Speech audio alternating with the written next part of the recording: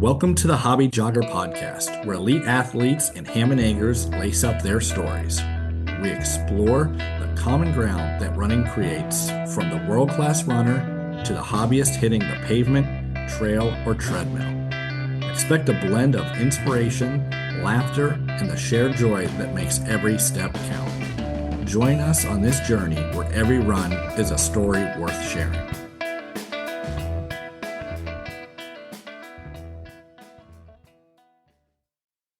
Thank you for joining us for this episode of the Hobby Jogger.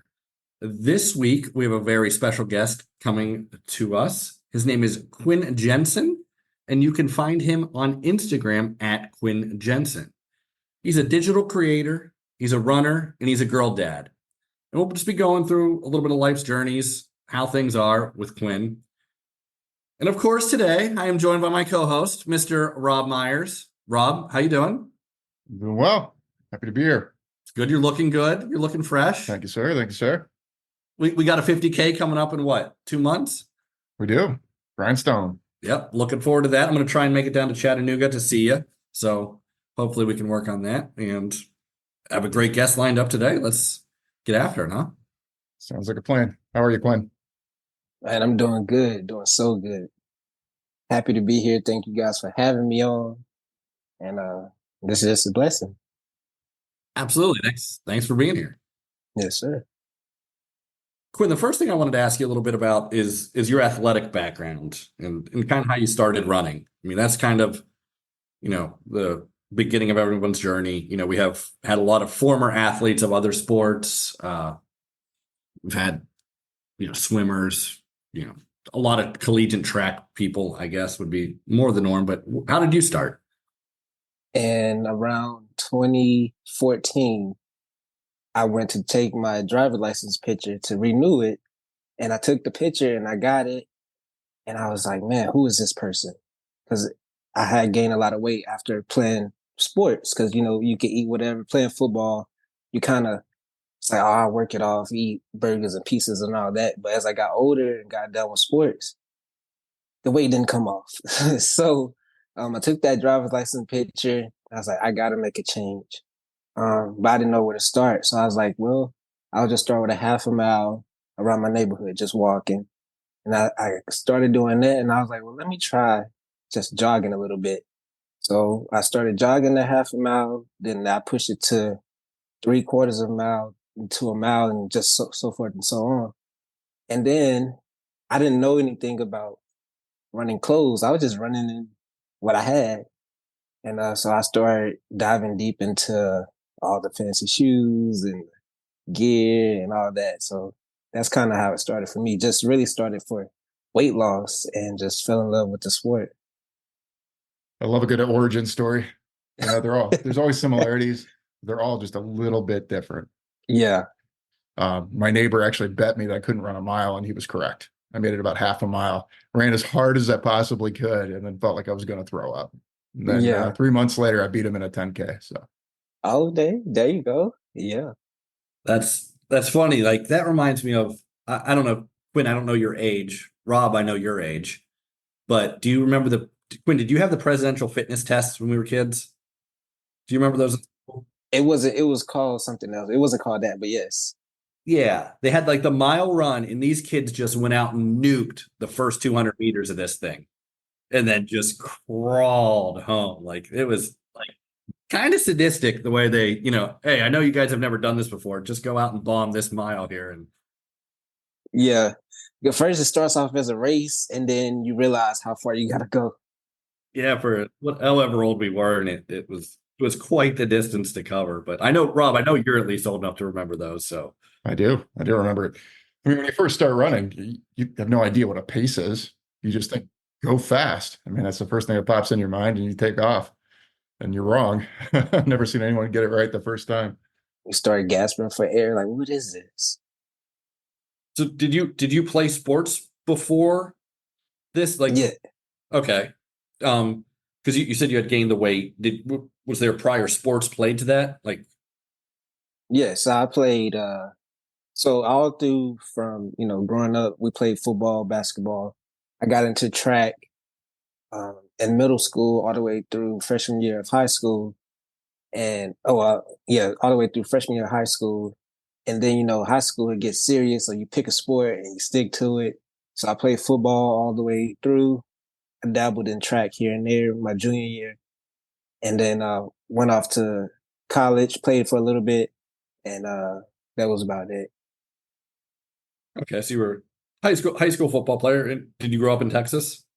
Well, yes, I grew up in Texas, but I'm from Louisiana. Gotcha. Oh, so did you go to high school in Louisiana or Texas? Texas. Texas. Okay. Yeah. So I mean, that's the home of one of the homes of high school football for sure. Ain't nothing like Friday nights. The lights come on, man. Yeah, it's so I grew up in southwestern Pennsylvania. And same thing. I mean, we have some all-time great schools out there that, you know, football, high school football lore. It's awesome. I still, I try and buy sweatshirts and stuff from some of the programs that, don't have it as good as some of the other ones just to, help support and try and give at least something to their program. So yeah, Southwestern boy, they're Southwestern Pennsylvania boy. That's kind of in our, just like you in Texas. So Yeah. And I'm right in the thick of it. I'm in Dallas. So it's like you got all the big name powerhouse schools. It's just like Friday night, you have your game, you win, then you check in like who's top ranked and all that stuff, trying to see who you gonna play in the playoffs and all that kind of fun stuff. yeah, it's a big deal. And well, Rob, you grew up in Ohio, right? I grew up in Ohio. One thing I was going to say, it's a little different in the South. I live in Tennessee now, Southeast Tennessee. And in the North, I think the NFL is a little bigger than college, just a little bit. But in the South, it's all about college ball. Like NFL is almost second. There's still fans, but people get crazy over college ball. Yeah, the SEC, man, it's especially like in Alabama, they don't have a pro team, so Alabama um is just big, as big as you get. Yeah, Tennessee has a pro team, but nobody cares about the Titans, at least where I live. I still call them the Houston Oilers, so the Titans. The Houston, yeah. But anyway, back to the running aspect, because this is a running show. I guess we're not doing a college game day pod yet, although we should. I feel like you gained some weight, which hey, I'm right there with you. That's kind of how I started the longer distance running. Just kind of looked at myself. Was like, I'm not healthy. I'm drinking too much. I'm eating way too much, and it was during COVID. So I guess I kind of had an excuse, but that's how We all did. yeah, that's how it started for me. But what made you decide to want to go into distance running? Because that's something that, as we see more and more of, it's harder to get people to harder to convince people to go to longer distances. It seems, past the 5K mark. What kind of brought you to that moment of wanting to do that? Man, I tell you, so when I tell people that's not runners or like my non-runner friends that running is like meditation, it's like one day, I had got pretty good at the 5K distance and I went without my headphones one day and I was just running. Like my mind was just going and, just in my head thinking about things. And I looked up and I had ran like 5 or 6 miles. I was like, man, that's the longest I ran. So I was like, I'm gonna try this again tomorrow. I didn't go quite as long, but I went past the 5K mark. I was like, I really like this. It's just like you can kind of escape and get away from the day-to-day life aspect for a few minutes. So really that's what really got me is the meditation and just to escape and get away for a second. Yeah, that's a big thing for me is the 1 hour a day, just kind of focus on something else that's, not the girlfriend, not work, not the dog, just something out. And I just put on the headphones and cruise down the trail. And hey, that's a great hour of my day every day. So I certainly understand that and how you got there. And is it a daily? I'm guessing it's just a daily thing where now you feel like you have to get out there, right? Now it is, yeah. I would say that at first it was more, let me see how far I can go. And then it was like, okay, well, I know about how far I can go. Can I run the same distance in let's say, an hour, or can I run that same distance in 45 minutes? So then it came a challenge. Until 2019, I ran my first official race. I ran the Austin half marathon. I had got the entry that Christmas before. My girlfriend at the time bought me a race entry, and that's when it got real. I didn't realize I had never ran that distance before. I thought I was training, but I didn't know how to properly train. And Austin, if you ever ran in Austin, it's really hilly. So those hills just took my legs out. I ended up walking more than I ran. It was tough. Yeah, that's always a big thing. The first time you put your name into an entry, that oh man, now I got to do this because I mean, in your case it was a gift, but still, there's money on that you've put up to do this. Now you're forced into it. That's kind of one way I look like at it is if I sign up for a race, I know I'm going to train for a race, and then that's how I kind of get motivated Mm-hmm. to do things. How about you, Rob? Yeah, 100%.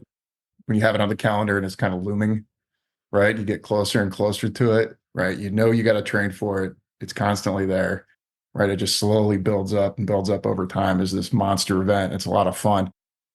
I like that feeling, that pressure as you get closer and closer to the date. And you're 100% right about Austin, to go back to that. People think Texas is flat. Austin is not flat. So you ran the Austin half. What do you think after that? Like, this is the first time you've run 13.1 miles. Not an easy distance to run. I mean, it gets pretty intense in there. So I think I went through the ebbs and flows of running your first race. So I'm excited. We get to Austin, check into the hotel, and then I was like, oh, like I saw the people. I was like, oh, this is real. Then we go to the expo. I was like, there's so many people here. But I'm just saying, like, just do the best that you can. And actually, it was cold that morning. So I had on a sweater and some sweats. But I saw people throwing their stuff off, and I was like, I don't want, this is nice stuff. I don't want to throw it away. So I ended up running the Austin Half Marathon in like end of February in a sweater and sweats. Um, it was so uncomfortable, but I didn't want to lose my stuff. But after I crossed the finish line, I was like, man, I'm never doing that again. And maybe 20 minutes later, I was like, when's the next one? When is the next one? There's been a few times in my mind where I'm like, this is stupid. Why did I sign up for this? I'm never doing this again. Only a few times? That happens every time. For me, it does. There's been a couple good finishes where I've been like, all right, I'm still rolling here. We're good. We're good. So, but yeah, that's a pretty common thing. I feel like a common feeling during it, immediately after. Yeah, you got to wait 2 weeks sometimes for people to be like, oh, I'm never doing that again. Our previous guest, Jen, just ran the Buckeye 50K. Fortunately, she broke her foot and has sworn off ultra running, I believe. But I think she'll loosen up to it after the next couple days here. After 2 weeks out, that's when you get the itch to go back at it. Yeah, that would trail running. It's a different beast right there. Yeah, I I enjoy it. It's fun.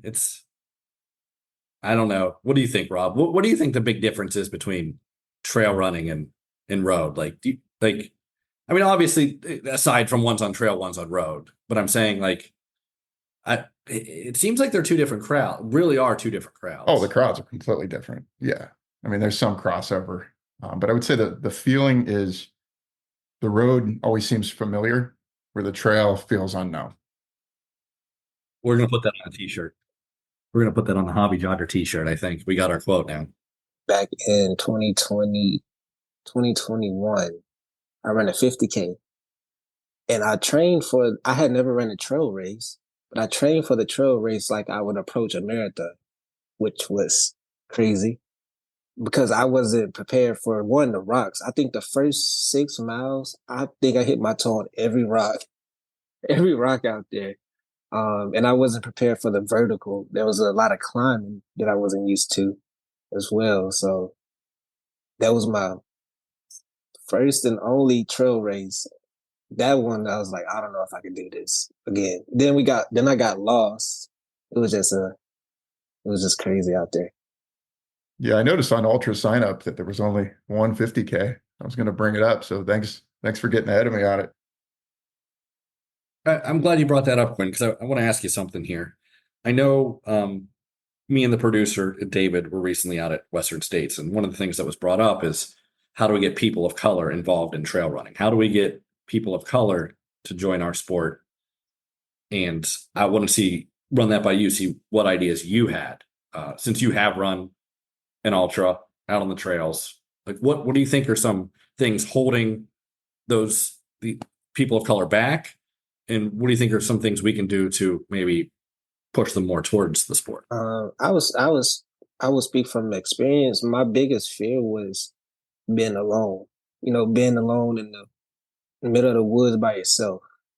So I would say like people where I'm from, especially like Louisiana down south, being alone by yourself in a unfamiliar territory is, I think, the biggest thing. So if we could get people to somehow make that fun, like it's okay to slow down and enjoy the view instead of being so worried about I'm lost out here, I'm all alone. Which you're gonna have those thoughts, but it's like when you really just take it in for what it is. Like really enjoy the sport, really enjoy being out there and all the nature around you and all those things, I think people will be more willing to do it. Because when I think about trail running, like I say, my biggest fear is, man, what happens if I lose the crowd or if I'm by myself or if something happened, nobody can hear me and those type of things. But then during all of that, like, you hurting, I actually fell on the trail, scraped up my knee real bad and I just sat there. And it's just like, man, like, look where I'm at. Just like beautiful trees and just, it's like all the pain and all the suffering for a split second just goes away. But it's like people won't be able to see that if they never try it.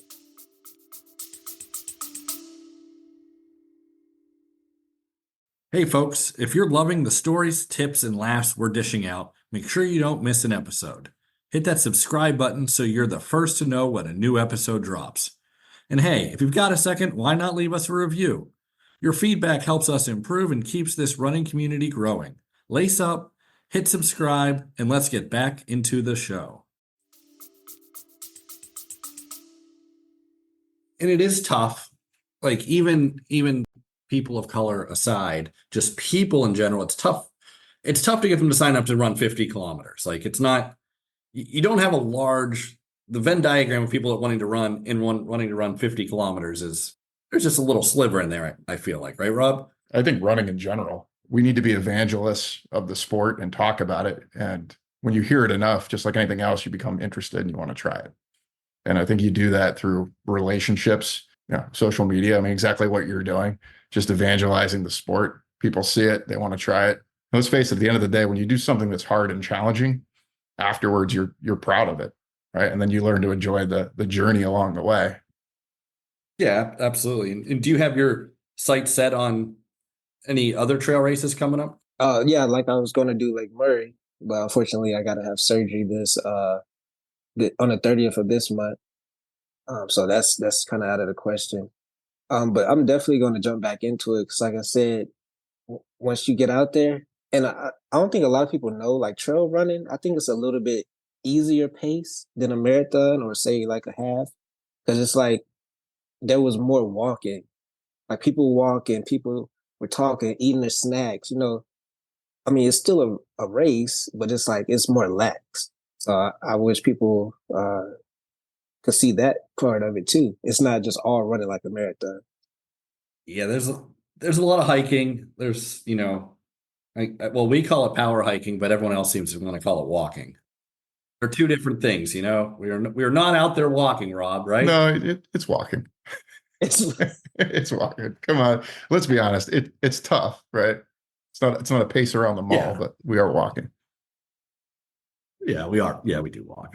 I can't really even argue that. It's pretty funny when I see that, but No, I'm looking forward to seeing you run another trail race for sure, Quinn. I mean, I know I think we're going to go out to Black Canyons again, hopefully, right, That's the Rob? plan. Either Black Canyons or Canyons or Yeah, that's a pretty sweet one. So, look at that one if you're looking for races. It's all downhill, so it's super easy. Okay, that's what I'm all for it.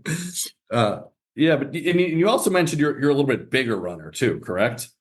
Yes, sir. You've got a little bit more rugby player in you, possibly than ultra endurance That athlete, is the correct? beauty of running and or just being active, but more specifically running in general, because it's like everybody can be a runner, no matter what your pace is, no matter you short, tall, a little bit bigger or smaller. It doesn't matter. That's an aspect that I fell in love with is the community of running. Because like you try to get to bed a little bit early Friday night because you got your group run on Saturdays, and then afterwards you hang out and have coffees and all that stuff. So it's like the community around the sport of running is so cool. And to everybody looks different. Everybody come from different places. Like I say, that's everybody looks different. So it's fun. Yeah, absolutely, and that's for sure one thing. Like running is for absolutely everyone. There's I feel like of all the sports you can do as an adult, it's the lowest barrier sport to get into. You need a pair of shorts and a pair of shoes. And I realize there's some things with the shoes that can get a little bit, slightly out of control. Yeah. And we'll get into some of those here in a little bit. But yeah, it's a pretty low barrier to get into the sport at the basic level without traveling, I guess, right, Rob? yeah, it's a very primal activity, right? It's just kind of built into us. It's not really a learning curve like other sports, right? If you can walk, you can learn to run. And in my opinion, the coolest thing is you can go out and there's, a 75-year-old person next to a 19-year-old kid, right? Running. Yeah. I mean, what other sport do you see that? Guys in their 60s that are still hitting a 9-minute, 8-minute pace, running on the road, running on the trail. I can't think of another sport that's like that. Those are the dudes you look out for. The dudes with the, old white Brooks shoes that are all muddy and torn up from 1989. That dude's going by you Yeah. late for sure. Like, late in the race, that dude is Cruising like cruising nothing. by And you. he talking to you while he passing you. Yeah. Hey, what's up, bud? We're gonna go get a donut after this, or what are we doing? Yeah. It's a little bit humiliating, but hey, one day we'll be there, Rob. We'll be the old guys in our old beat up shoes and just cruising by people, hopefully. Now, we brought up the shoes a little bit. You exclusively run in Brooks shoes, correct? Yes, sir. I do. All right. I this could be a learning experience for me. I don't know about you, Rob, but I've never owned a pair of Brooks. I know Brooks Ghost. I've heard great things about. Yeah. That's one. That's a model. One for one. Yeah, that's I guess you call it flagship or like staple model when it come to road running. Rob, you ever run in Brooks? I have very popular shoe, solid shoe. And I watched a few of your videos. You seem like you got a little bit of the shoe nerd in you. I know Casey and I do. I mean, what do you like about Brooks? So I like the older Brooks, the older style, like the glycerin line, the older ghost style, because they give you that comfort, but then they also give you a little bit of style. Now I feel like they're a little bit more focused on the comfort side, which is great. Like if somebody came to me and said, I need a shoe for running by Brooks, what would you recommend? I would say the Ghost because you could put tons of miles. It's comfortable. It's a solid shoe. Um, but my favorite shoe right now, I don't know if you guys know about the Aurora BL. I will hear in one moment. What is it? The Aurora? Yeah, Aurora BL. They only made a handful of them. And then there's the Hyperion Elite 3. It's coming out. It came out this year. Those are my two favorite. Oh, that's pretty sweet Yeah. there. Yeah, Brooks has been around a long time. A great company. I know they've went into the trail running world at least a little bit. That despite the old men that just wear the road shoes and blast by you late. But they have a great line of trail shoes as well. I know I've for sure seen a ton of them out there, and it seems like you have a pretty good relationship with Brooks that at least on your feet that you wear them, correct? Yes, sir, man. Brooks is it's kind of it's like a sleeper shoe. Like a lot of people, like if you know, then you know. But like I don't want to say not as popular, but they're when you ask somebody what's their favorite shoe, they say Nike, Adidas, maybe New Balance. But Brooks has like this following that just like once you get one, you kind of want another one, then you want another one. So it's like it's a really solid shoe. And the people that's behind it designing it, I know some of the designers, they're pretty awesome as well. So we've been working together since 2019. Yeah, that Aurora BL, man, is an interesting design. Never seen anything like that. It's different. It has like a I don't know what you call it around your foot. It's like a tunnel type of thing around your foot, so it really stays on your foot. Like when you just walking around or if you're running, it's like a sock almost. So I really like it because I don't like to tie my shoes super tight. So with that material that's inside the shoe, it really helps it stay on your foot. So I know one thing about Brooks that down at our local store here, second Soul in the Valley, great local store. Always shop local for your shoes, by the way. Don't be ordering them off Amazon or give those guys the business there. But Brooks has, I believe, she has a pair of banana shoes, running shoes, and tie-dye shoes because the sales guy knows her in there and knows when we go in that, oh, hey, look at this new whatever pair I have. Who knows what it'll be next week? Probably some sort of weird design, I imagine. Who knows? Galactic spaceships, and she'll have those, I'm sure, for Brooks. So shout out to Brooks. The Brooks also has the group, correct? Run Happy, which you're a part of, right? yeah, it was now called the Running Collective. The Running Collective. I need to update my notes here. Running Collective. Can you go into a little detail about that? Because I'm not very familiar with it. Is it done by like a local shoe store that carries Brooks, maybe? Because I know, I think Nike has one in the Valley here, maybe. I don't know. I don't wear Nike. I hate Nike. So The Running Collective is done through Bib Rave, who partners with Brooks to handle all the influencers. So pretty much all the latest drops that come out, like shoes that may come out in 2025, we get them a little bit early, test them out, give our thoughts, and just kind of go that way with it. It's really fun though. Like I've met some of my closest friends in the group. So it's a little bit more than just a group that runs together. You get the exclusive merchandise, certainly shoes, obviously, it seems, which anytime you can have a pair of shoes before they come out, it's pretty cool. So It's more like an ambassador program kind of. okay. Do you run with this group? So it's all done on teams. So we have a group on teams, and then it's sectioned off by different states. So, like for instance, here in Texas, I believe there is 19 of us throughout the state of Texas. So Dallas, San Antonio, Austin. Um, but it's all spread out through the United States, and we have some in Canada and Europe. Um, but we don't necessarily have like a day or whatever that we run together. It just kind of like if we sign up for a race, we say, "Hey, who's running this race? Let's meet up," and kind of go from there.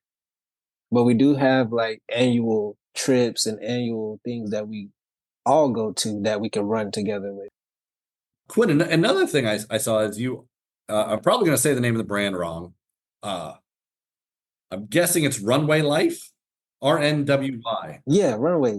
Those my guys. Okay. So it seems like you definitely have used used their product. What is it exactly? It's basically just like a hydration drink. Just keep you going while you're out there, especially in this Texas heat right now. When I came in the house, it was 104.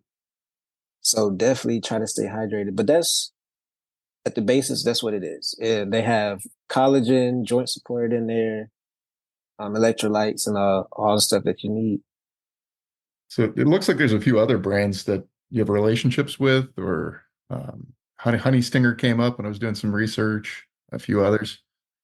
You still work with those guys, and what does the relationship look like?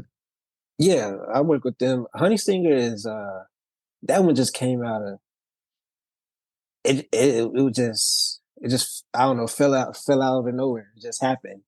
But they've been really good. They got some really good chews. The waffles are, man, some of my best things to take with me on my longer runs. You just crack it open and throw it down real quick, and they're pretty good and they're tasty.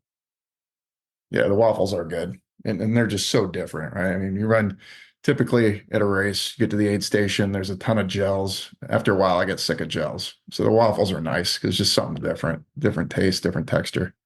They got a cookies and cream one. Oh, that's my favorite one.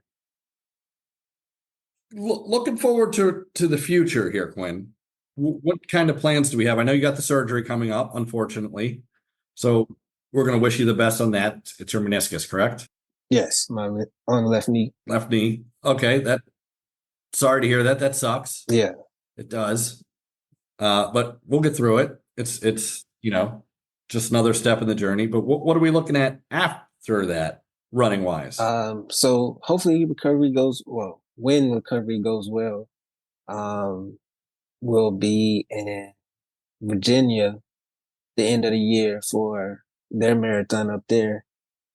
And then we have Houston, January. We'll be back in Austin for Austin's marathon in February. And just starting out the year like that. So a couple marathons. I have maybe some trail in there. We'll see. One last question I have for you, Quinn. You said you run with headphones on. What's on the track list that you run with? That's a good question.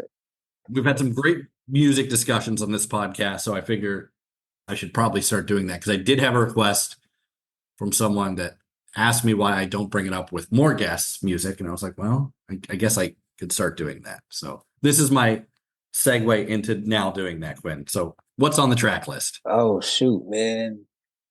To be honest, I have to say I'm a big gospel rap guy. I like to listen to a lot of gospel rap. Gospel rap. Give me an artist to listen to in the gospel rap. Heavenly. So it's Hulve. He spells it different, but it's Heavenly. He's a good. All right, I'll find him. That is a new genre to me. It's like you get because I like to listen to music that's talking about stuff that got some content to it. Gospel rap is definitely on the playlist. Hey, see, this is why we do the show, Rob. We learn something every time. Yeah, Quinn, I certainly appreciate you sharing your story with us today, with Rob and I, and all the hobby joggers out there, hobby jogger nation, if you will. And appreciate you taking your time, and cool hearing your story. And hopefully we can get you out to a trail race with us, and maybe we'll come out to a road race there in Texas when it's not 104 degrees, because I do not do 104 degrees. Thank you guys for having me. One last thing I wanted to share real quick though. All my running dads out there, man, keep it up, because I started out as a running dad. It would be me and my daughter. We would go out there, and she'll be in a stroller, have her snacks, and we'll run 2-3 miles. So all the running dads out there, man, kudos to you. Runners in general, parents, kudos to everybody. But I'm a dad, so I got to represent for the dads. Yeah, thank you guys for having me on, man. Like I say, it's an honor, blessing, just to get on and chat with you guys. Before we let you go, Quinn, where can our listeners find you? On all social platforms, at Quin Jenson. That's YouTube, Instagram, TikTok, everywhere. At Quin Jenson. Perfect. Thanks for being on the show. We appreciate it. Thanks, man.